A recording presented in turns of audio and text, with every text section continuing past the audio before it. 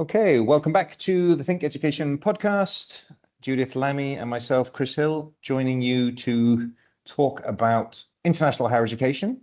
And today we're going to talk about something a little closer to the UK than sometimes we talk about, further away. And sometimes we talk about, I guess, just inside one institution, right? So you're going to, I'm not sure how to frame this. You're going to debate Europe. You're going to like that. That does not sound right as I say it. This may be an unusual subject, and certainly I think within transnational education dialogue, Europe very, very often gets overlooked, or ignored is the wrong word, but almost just assumed that there's nothing there. And I know for certain that the first couple of times that I heard, oh no, there's a branch campus in Leibniz.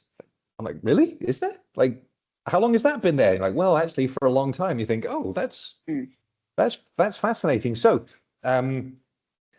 let's have a conversation about Europe. Yes, so we just thought, didn't we, that we'd have a little chat about Europe, because next week there's the Going Global conference. The British Council is going global, obviously a wonderful conference that's been going for many, many years now. And indeed, you and I, Chris, and other colleagues, such as Kevin Van Kuyter, who I was talking to last week, who's also is going to be there and has been working on this session with myself. We've engaged with Going Global for many years, and it does just do that as well. It does what it says on the tin. It does go global, and very often it's in different countries, and then it'll be dots around the globe, and then comes back to the UK usually every other session. And this one is actually in London.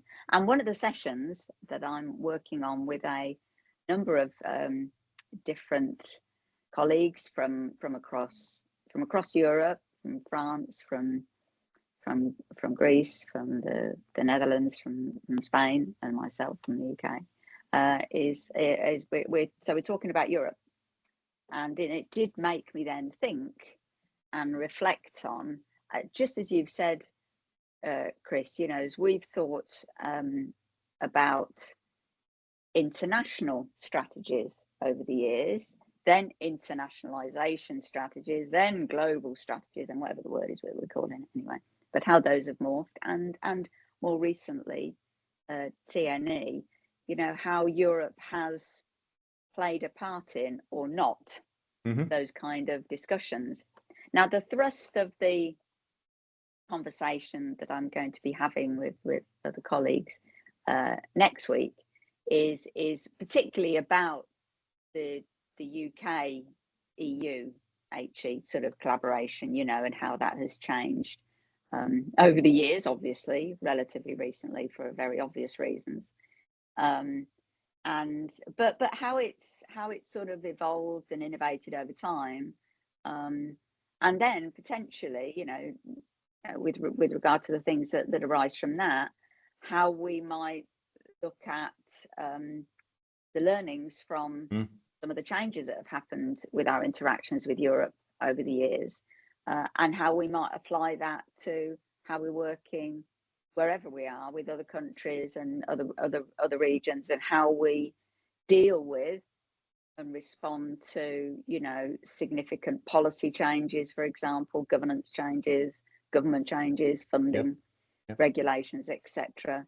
And I think that I suppose one maybe way in which to start it. I'm again conscious of the conversation we had with Ian Abbott a little while ago. Is that I think we find, or I've found in a number of the institutions that I've worked in over the years, not least actually Swansea, that many of our European partnerships or collaborations sort of fall into two areas. They're either associated with student exchange, largely to do with Erasmus, and depending on the institutions that you're working in, I've worked in institutions that have, big language programs, and wonderful sort of foreign language or modern language departments, so Leeds had a wonderful one, where we've got colleagues all over the world, obviously from Japan, China and places, but also many across Europe. And often they fall within that category, and sometimes those talk to each other. They don't. So you might find you've got a collaboration over here on the one hand for research, and then you've got one over here for student exchange, but you don't always work out if you could do the other one if you've got that one, that kind of thing. And then sometimes you've got something completely different and random that you don't always, again, associate with those other areas. But I think more and more what seems to be happening is that not just in the UK, because obviously the UK's got to deal with, we're at like 4 minutes or so in, and I think we've done well not to mention Brexit thus far, but there you go, it's out there, but clearly that had a massive impact on the UK's interactions with European institutions. Not that UK isn't still part of Europe physically, we are still here, much as though people, I'm sure, would have liked to shift it and moved us and stuck us on the moon somewhere, but they didn't manage to do that. So physically we're still here, but obviously, removing us from the HE framework, had quite a dramatic effect at that time. But probably what it did make us do, for those of us that weren't involved so much in the research collaborations or the student exchanges, was to look at Europe a bit more and go, you know what, why aren't we interacting more strategically in a more focused way with our colleagues and our friends, in European institutions? And so that's something that we're talking about next week. And one thing that I'll be doing is sharing a case study of a partnership that Swansea's got with the University of Grenoble in France, and that started life as a research collaboration, in nanoscience, as it happened, and then developed and changed over the years to become probably what is one of the university's biggest sort of strategic partnerships across multiple different areas. And then, of course, Brexit did hit, and that caused some significant challenges in terms of how we could support the programme, particularly financially.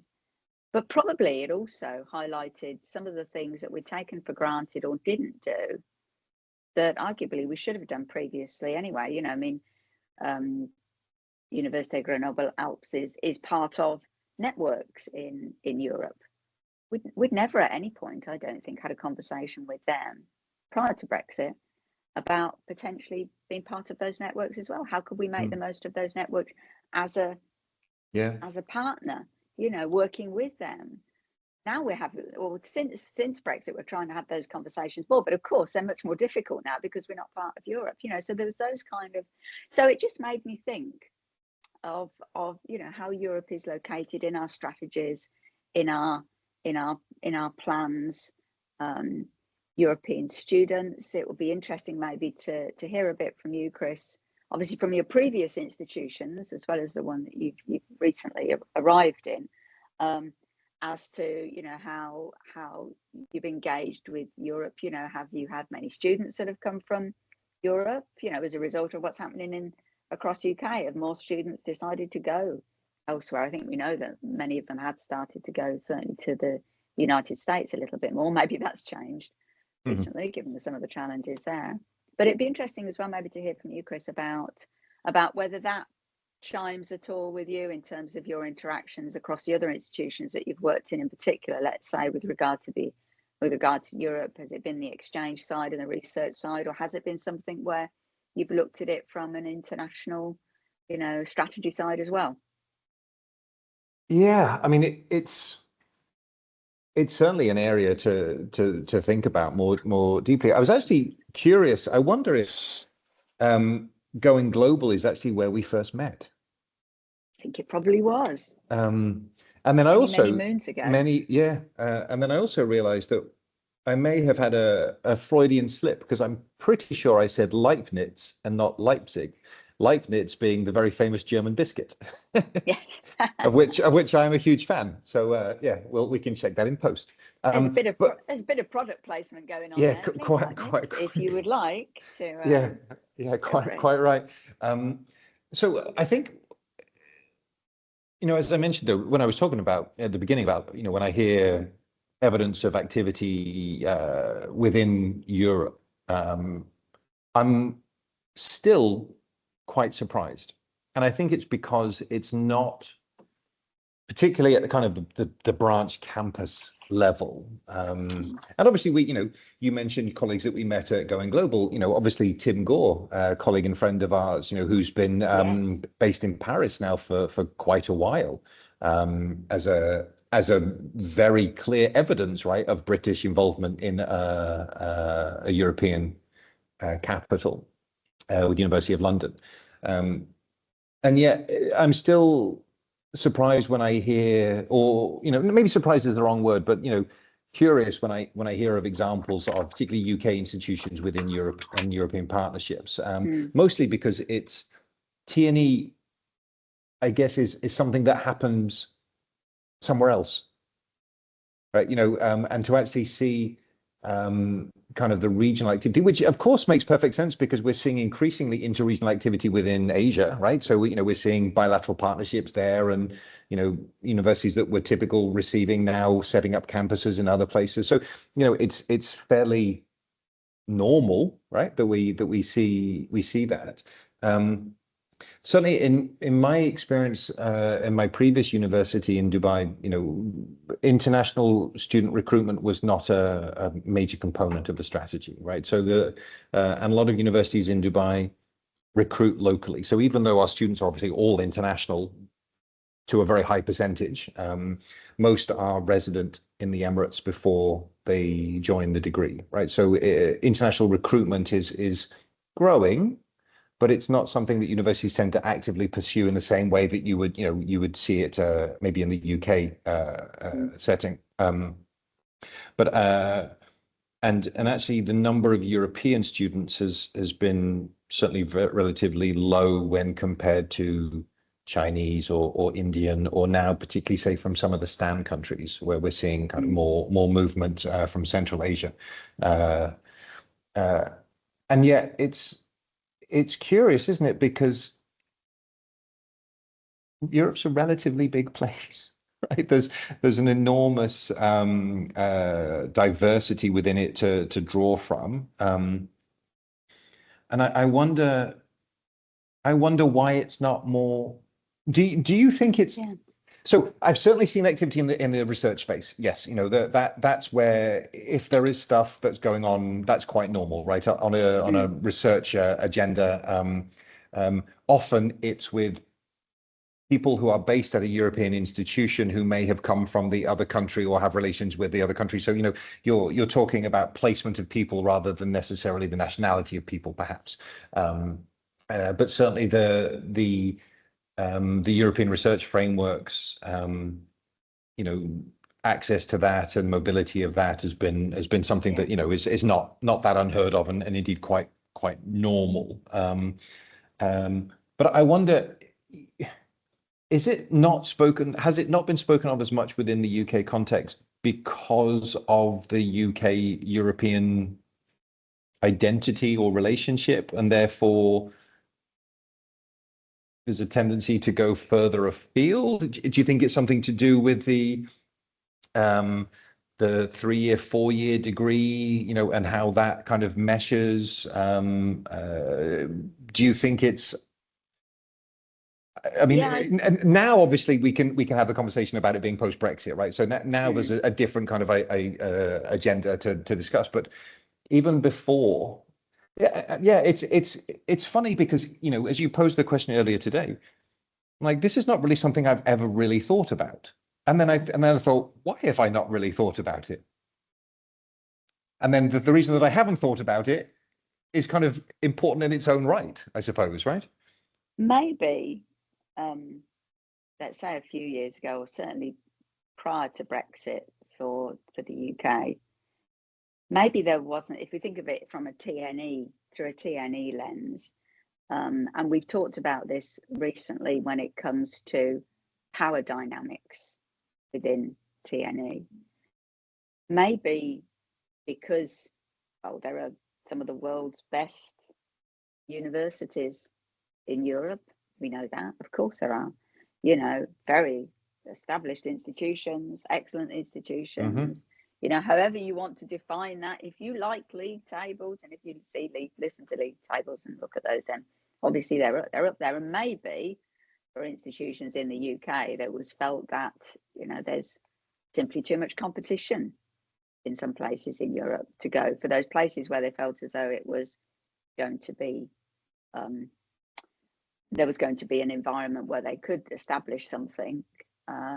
Maybe there were just people there already, and they just felt that, you know, it was something that they couldn't do on their own. Let's say, so places that had set up campuses many years ago, you know, on their own, like Middlesex, like Nottingham, many others. Maybe they thought, well, you know, why would you go to somewhere like Europe? Because, you know, there's already excellent institutions who are doing sort of what we do. Maybe too much competition. One, I'll go further afield, because not that there aren't excellent institutions there, but you can take English there, you can take other things there that maybe they haven't already got. And so I suppose that might have been the case a few years ago, and maybe the you know, there's always been strong collaboration with European institutions, and I'm thinking of, again, the networks that I've been in through Universitas 21, Worldwide Universities Network, etc., or there are many other networks. Erasmus, where there are strong partnerships. But again, you know, institutions thinking, would we want to do something? We're happy doing joint programs or working collaboratively on those sort of areas, but would you do anything larger? Would that, you know, what additional benefit might that be for students and for other collaborators? And probably not. So probably that's why. And maybe another reason might have been that people felt that there was already a very vibrant, interactive partnership that close to home, whereas there might not have been further.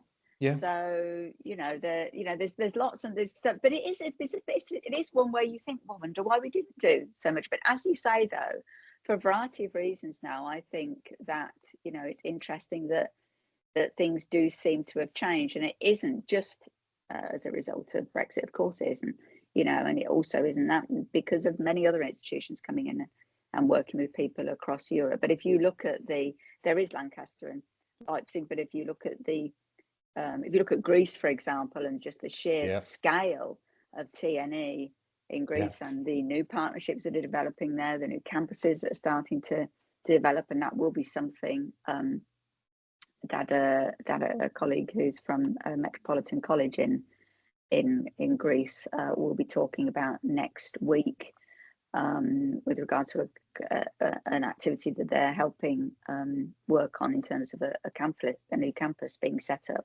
You know, there are areas like that, but that seems to also be, you know, becoming even more popular across other areas. I mean, I've thought for a long time, and I know I have mentioned this on the podcast before, that I do think there are other countries that, certainly when it comes to the UK, where we used to have a lot of students come to the UK from, you know, from many countries, from all over Europe, and many of them could come because they could access student funding to help support their undergraduate degrees. I mean, it is worth saying that a lot of the initiatives that there are in Greece, and the campus initiatives and the partnership initiatives, tend to be at postgraduate level. The majority of those are postgraduate level, and it's worth reflecting on that. But there is, I think, a need and a desire to be studying, you know, programs from other institutions, from other countries in European countries, and one way of which, of course, you can do that is through transnational education, or through education where you can have maybe a base in that country, a little bit like places like Southampton or maybe or Newcastle or others have had in Johor in Malaysia, where the students spend 2 years there and then go over to, you know, the campus, or as I think that a similar way in which it's set up in Liverpool, potentially. I think, you know, people could be looking at that. Mm-hmm. Romania is a very good example. I think, we would have thousands of students coming over from Romania to the UK. There's a huge diaspora here, and they're excellent students. We did a podcast on this, didn't we, when I've been there on a British Council delegation. But nothing still happened, and I'm still slightly puzzled as to why nothing's still happened. I do think the conversations are now more about working in partnership with other institutions that are there. It is less about, let's go and drop a little university that looks just like the one we have back at home somewhere else. Those conversations aren't happening anymore, and I think for a variety of reasons that's a good thing. But it still seems to be something that those at the highest level in institutions, let's say, don't seem to want to entertain those kind of conversations as much as they might if it's countries in Southeast Asia or South Asia or Asia or anywhere. They still tend to go over Europe. And I'm wondering whether, when you think of the changes, the very positive changes across many European countries in terms of, government support, policy support, all the changes that have happened in places like Bulgaria and Romania. Obviously, you've mentioned Greece as well, and others, Poland, many places. They've put, I think, a very welcoming framework in there for institutions wherever they are from to come over and work together. But there still seems to be that hesitancy, and it's puzzling to me as to why that still occurs, when you would have thought that it would be easier all round for everybody, and indeed maybe for some to be encouraging international students to go to those bases. Maybe they don't particularly want to come to the UK, and maybe actually if we were in collaboration with a partner in Romania, in Greece, in Poland, in other places, and that might be somewhere where you would attract students to come from other countries. Yeah, quite possibly. Yeah. Whether it's a distance thing or it's a visa thing or it's absolutely. And when we were talking about this, weren't we, in previous sessions, about the difference between the hub and the spoke model now, and the fact that actually the mobility of the delivery location, or the flexibility of the delivery location, or having multiples under the same program, just delivered in different locations almost, right? That kind of opportunity. And you'd certainly think, as you were saying, that within the European context, there would be scope for that sort of development. Maybe not pan, but certainly, regional within Europe. Even if you think of like the German speaking parts, right? That would give you Austria, Germany, Switzerland, for example, right? You would give you kind of a big area.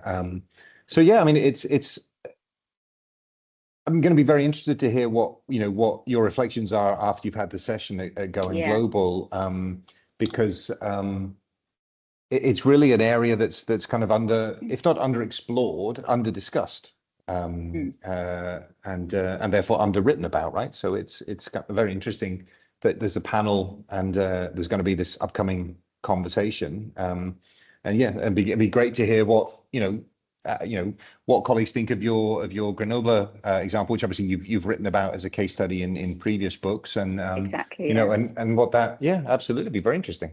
I think the interesting thing about that one as well, is that it started as a research partnership, and people absolutely then said, you know what, are there opportunities here to do something more broad? Why aren't we making the most of this partnership, for everybody involved? And I think that in itself, is a learning from any of our partnerships and all of our partnerships, wherever you are, isn't it? Are there other things that we can be doing together, because that will only strengthen the partnership and be of additional benefit to the partners. And it might be that some things, that the some things weigh slightly heavier on one side for some aspects Sure, of partnership, yeah. but then it balances out with the other side, doesn't it? Yeah. And you can do that a lot more, can't you? So I'm wondering whether there might be those kind of opportunities a lot more now with Europe. And I guess one of the positives there for the UK, with the situation that it sort of, I'd say, found itself in, that means that you don't take any responsibility for. I don't take any responsibility for it. I didn't vote for it. But we are where we are. I'm sure there are positives. Maybe we should get somebody on here that will talk about all of the positives to do with Brexit and higher education, and I'll listen, I promise. But maybe one of the things it has made us do is talk about it more in the UK, and I don't think we did that before. I think we took things for granted, and we also didn't make the most of the kind of collaborations that we had, and that that actually is a really obvious point. Mm-hmm. But sometimes the most obvious points get lost, don't they? And maybe that is something that we need to note when we've got any collaborations anywhere. I mean, how many times have we had, when we talk about learning and teaching collaborations and campuses that have been set up, and then people going, oh, we're really trying to do research together now, but we're really finding it difficult. Well, of course you have, because you've set up the whole thing as a purely teaching collaboration in this aspect of teaching. And even when you're set up as teaching collaboration, you've not set it up with a teaching collaboration that is informed by research, and vice versa. If you can do that, then it will be easier to develop it into the other areas, which means that there's much more of a benefit for everybody involved. I suppose one word that we talk about a lot more now, and we probably did talk about it before, but not in the same sort of way, is employability, and that interaction with business and industry and employers. And maybe if there is something else that you can bring to the table when you go into any other collaboration. Obviously, institutions who are in Europe will have their own massively well-connected networks when it comes to industry.